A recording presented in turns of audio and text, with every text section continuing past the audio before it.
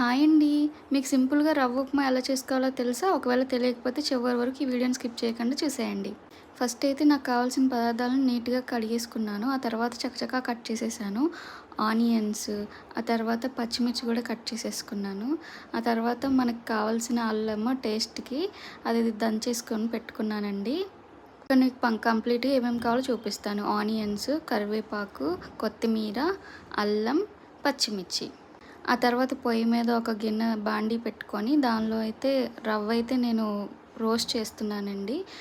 అది aroma smell వచ్చినంత వరకు రోస్ట్ చేయాలి. ఆ తర్వాత ఆయిల్ పోసుకొని జీడిపప్పు, పలుకులు కొంచెం ఫ్రై చేస్తున్నాను. ముందే ఎందుకు ఫ్రై చేస్తున్నానంటే అవి కొంచెం క్రిస్పీగా ఉంటాయి తినేటప్పుడు. తర్వాత తాలింపు వేసుకుంటున్నాను. ఆవాలు, జీలకర్ర, పప్పులు వేసి తర్వాత యాజ్ ఇట్ ఈజ్‌గా ఆనియన్స్ నేను ఏవైతే కట్ చేశానో అవన్నీ వేసేసానండి కొత్తిమీరతో సహా. అవి కొంచెం వేయించుకోవాలి. అవి తొందరగా వేగాలంటే కొంచెం ఉప్పేస్తే ఆనియన్స్ అనేవి కొంచెం మెత్తబడతాయి. ఆయిల్ తేలేంత వరకు వేయించుకోవాలి. తర్వాత మనకు కావాల్సినంత వాటర్ వేసుకోవాలి ఉప్మాకి. ఒక గ్లాస్‌కి 2 గ్లాసెస్ వాటర్ లేదా 2 ½ గ్లాసెస్ వేసుకుంటే బావుంటుంది. వాటర్ మరిగాక పొయ్యి సిమ్‌లో పెట్టుకొని రవ్వ అయితే కొంచెం కొంచెంగా వేసి కలుపుకోవాలండి. ఒకటేసారి వేస్తే ఉండలొచ్చేస్తది బాగోదు. తర్వాత లాస్ట్‌లో మనం ఏవైతే వేపుకున్నామో జీడిపప్పు పలుకులు వేసి కలిపేసుకోవాలి బావుంటుంది.